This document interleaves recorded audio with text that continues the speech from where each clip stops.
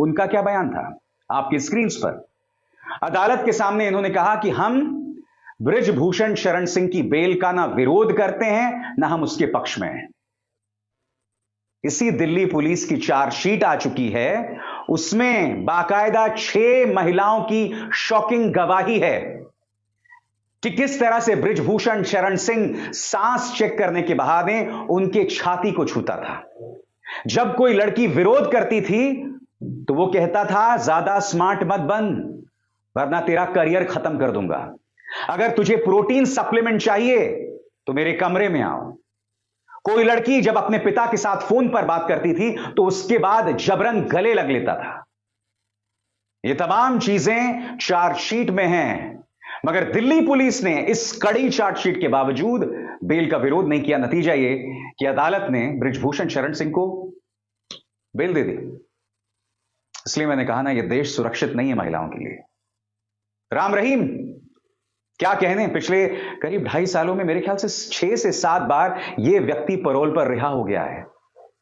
आरोपी नहीं, बलात्कारी, हत्यारे हैं, ये गुनाह साबित हुए हैं। इनके सामने भारतीय जनता पार्टी के नेता नतमस्तक होते हैं। अब भी जो इनके सो कॉल्ड सत्संग होते हैं वहां पर भारतीय जनता पार्टी के नेता जो होते हैं वो हाथ जोड़कर सामने खड़े रहते हैं। क्यों? क्योंकि उनको उनके वोट्स चाहिए, क्योंकि उनके अब भी कई फॉलोअर्स हैं। बताइए ना, ये जो बेटी बचाओ बेटी पढ़ाओ जैसे जो ढकोसले हैं, क्या मायने इसके। और तीसरी मिसाल मणिपुर। मैं आपसे फिर सवाल पूछना चाहता हूं, प्रधानमंत्री से हमें क्या उम्मीद थी कि कड़े शब्दों में आलोचना करें, वो तो की उन्होंने, मगर उसी के साथ बंगाल, राजस्थान, छत्तीसगढ़ सब जोड़ दिया।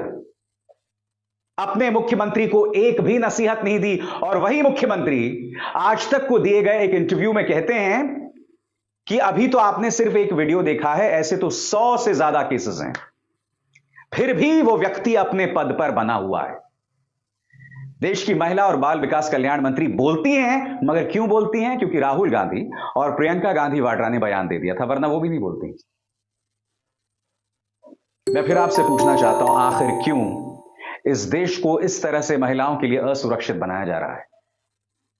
और ये असुरक्षित इसलिए नहीं क्योंकि अत्याचार हो रहे हैं। अत्याचार तो खैर सदियों से हो रहे हैं, 2014 से भी पहले होते थे, मगर इस तरह से अत्याचारियों के पक्ष में कभी भी सत्ताधारी पार्टी नहीं दिखाई दी। याद कीजिए, कठुआ में जब उस 8 साल की मासूम के साथ सामूहिक दुष्कर्म हुआ था और फिर उसे मौत के घाट उतार दिया गया था, और यह सब हुआ था एक मंदिर में।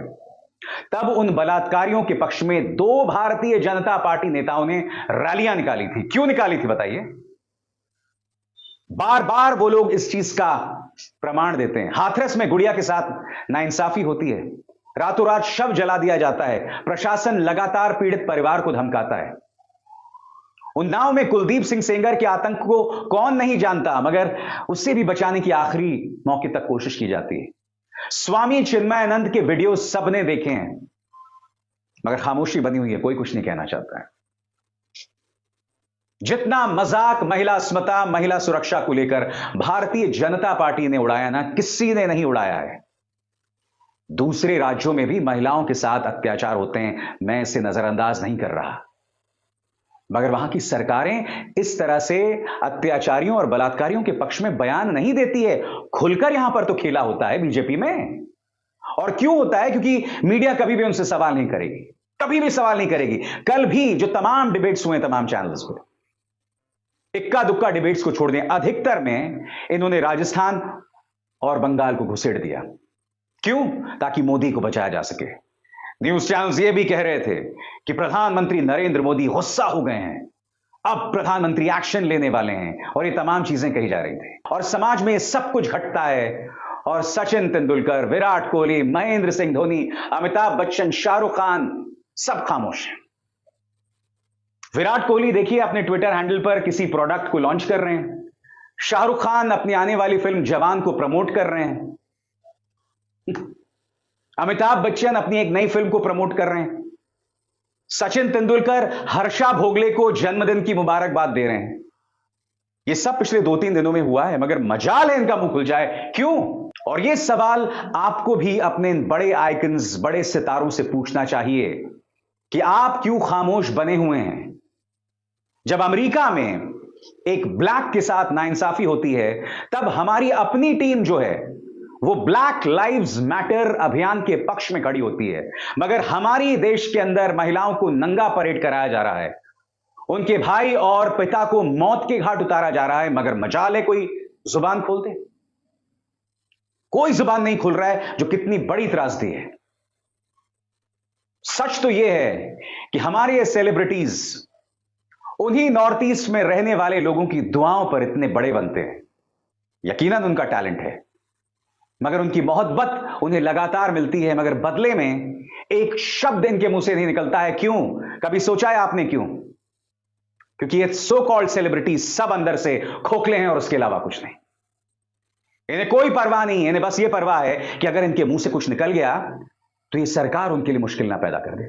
और मैं उसे समझता हूं, मगर इतनी कायरता क्यों भाई? इतना डरना क्या? कब तक खामोश रहोगे और क्यों रहोगे? अगर आप किसी के साथ नाइंसाफी हुई है, कम से कम कुछ बोलो। चलिए अक्षय कुमार, कियारा आडवाणी की तरह ही बोल दें ये लोग, सरकार पर सवाल ना उठाओ, मगर कम से कम दो शब्द तो कह दो। आप लोग सब लोग, चाहे आमिर खान हो, शाहरुख खान हो, महेंद्र सिंह धोनी हो, ये तमाम बहुत सेंसिटिव लोग हैं। लिहाजा जब आप लोग खामोश रहते हैं तो ये बहुत शॉकिंग लगता है।